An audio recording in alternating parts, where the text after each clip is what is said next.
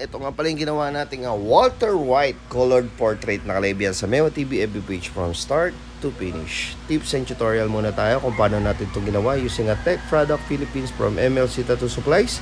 Yung machine natin na BT Pro B3 Pro ng Diwata Tattoo Supplies. Inks natin galing din sa Diwata yan. Doon kayo bumili ng malulupit na supplies. MLC marami din sila. Stencil mixing, liquid solution, and glide foaming. Yan. So ang gamit ko nga palang voltage ay 6.2. Ang stroke ko ay 2.8. Nung nakaraan kasi 3.7 ginagamit ko, then 6.5 to 7.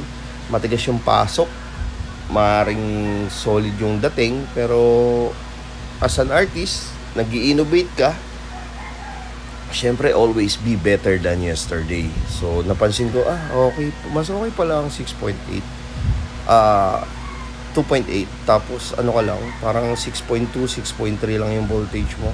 Medyo matagal, pero pwede mo siyang balikan. Halimbawa yung mata inuna mo, tapos baba ka ng ilong, tapos baba ka ng labi, pwede ka mong balikan yung mata pagka lumabas yung kulay niya. Tapos kailangan ng konting patong, dark mo ng konti. Usually maganda, may opaque ka, AD Pancho opaque. Pwede mo isawsaw dun yung red, pwede mo isawsaw yung brown, pwede mong isawsaw yung hot pink, tapos opaque, tapos flesh tone. Maganda yung kulay niya. Parang ano siya, pampaganda ng timpla. So yun, using Mami ink galing kay Ian's Bayarski. Yan, hindi kasi siya nagko-colored, more on focus siya sa black and gray. Yan, kaya sa mga black and gray works, PM niya si Ian Bayarski. Yan, so ang gamit kong ink dyan is Mami. So unang ginamit ko siya, kaya hirap na hirap ako.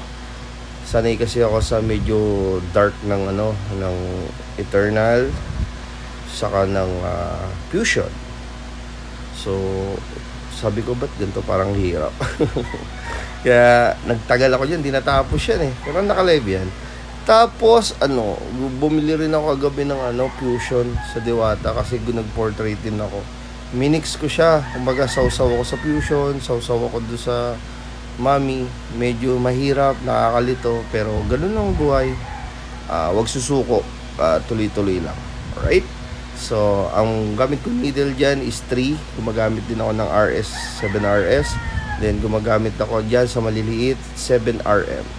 7RM and then 11RM.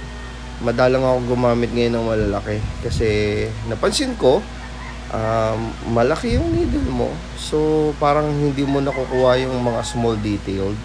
Para sa akin, sana, sabay-sabay tayong matuto. Dahan-dahan lang. Basta pag nalilito ka na, umulit ka lang. Ulitin mo lang ulit sa umpisa. Kung gusto mong magtagumpay, simulan mo ulit. Then, madali na lang yan pagpaulit-ulit. Okay? So, kung mapapansin nyo, yan, inuna ko yung mata, tapos ilong, tapos saka ako bumababa ng bibig. Pwede mong i-bloodlines muna yan. Kasi sa totoo lang, ang pinaka-importante sa portrait, di ba, mata, yun nga tayo nababash, ilong, bibig. So pag inuna mo yung damit, baba, ang tagal, nag-una na siyang lumabas, nag-subside na yung kulay niya, tapos nahuhuli yung sa mata.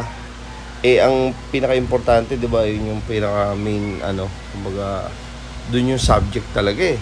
So yun yung unahin mo, para pag nag-subside yung kulay, lumabas yung ang flesh tone kasi late reaction eh. Para pwede mong patungan ng patungan.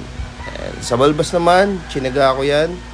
Gumamit ako dyan ng, 3RL, 5RL. Tapos gumagamit din ako ng M1, 11M1, 19M1. Yan, dahan-dahan lang. Tapos, hindi ko alam bakit ang tagal pumasok sa likod ni Etop eh. Hindi ko alam kung machine or pagod lang ba. Yan. So, yun, ganda ng kulay yung Mami. No filter yan live yan. Live na nakuha sa Android phone. Yan. So kung mapapansin nyo, yung voltage ko 6.2, Stroke 2.8. Yan o. Pwede mong patungan ng patungan. Pwede mong balikan ng balikan. So, mamaya pala, third session natin kay Samantha. 4 million views. Grabe, solid. Baka mag 5 pa yun. From 645k followers. Ngayon, ano na eh, 662 eh. Mamaya, 665 na yan. Total of 2 days, 20k followers. Thank you, Lord. Sana mag 1 million views na tayo. Alam mo kapatid, habang sabi ko nga sa inyo, lagi kayo magpatuloy lang. Pag may negative, tuloy lang. Pag positive, tuloy lang. Be consistent. Walang permanente sa mundo. Pero yung permanenteng lagi kang kulang, lagi kang nasa baba, laging hindi mo maabot yung gusto mo, eh hindi okay yan. Pwede kang mabuhay, pwede kang ipanganak na mahirap, pero yung mamatay ka ng mahirap, eh parang kasalanan na natin yun. Even though na isa kang anak mahirap, na tipong hindi ka nabigyan ng magandang buhay ng nanay mo, tatay mo, pwede mo pagsikapan. Baliktarin mo yung buhay. Sila naman yung bigyan mo ng magandang buhay. 'Di ba? Lalo na mga anak mo, hindi nila deserve na bigyan mo sila ng hindi okay na buhay. Pwede yung simple pero walang kakulangan. Pwedeng sobra pero ang buhay simple basta marunong kang makontento. So yun yung sinasabi ko sa gilid, yung opaque. Kung mapapansin nyo, kakaiba yung kulay, no? May halo ng ano yan light ng opaque. Tapos sausaw natin sa caramel, yan, sausaw natin sa iba-iba Hindi ko alam ang mga tawag Basta dark to light. Yan, dark to light ng flesh tone. Tapos sumusundot-sundot ako ng 3RL doon sa gusto kong detailed. Yan. Tapos dahan-dahan lang, halos halik-halik lang. Kumaga parang pitik-pitik lang. Tapos hinighlights ko na pala dyan. Diretso na. Kasi nga, nararamdaman ko si Etop Parang ano sasaktan na si Balong.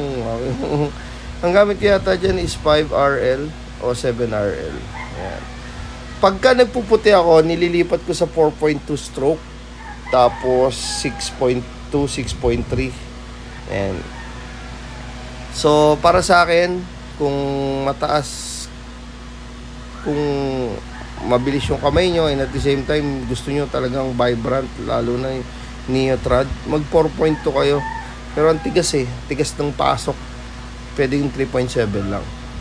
So kung wala naman kayong machine na nalilipat-lipat yung stroke, pwede kayong gumamit ng para sa akin yung 2.8 tapos 6.2 volts, equivalent to 5 to 5.5 lang yun. Hanggang 6 siguro. Mga ganun. So, ayun. Medyo may chicken skin pa ng konti. Yan. So, sa lahat ng gusto magpa-portrait, PM lang ho kayo ha. Model, sali tayo sa Mami, saka sa Cebu. Excuse, marami tayo sa Saliang event. Talagang, ang galing kasi ng practice ng portrait Nakukuha mo siya unti-unti, lalo na sa mga ibang detalye. Kaya sa lahat ng gusto magpatattoo, Mewo always on the go, 24/7. Who's next?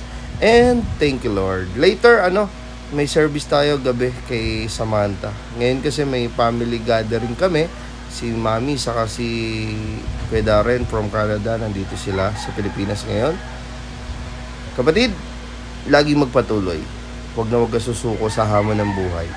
Thank you, Lord. Who's next? Share all my videos.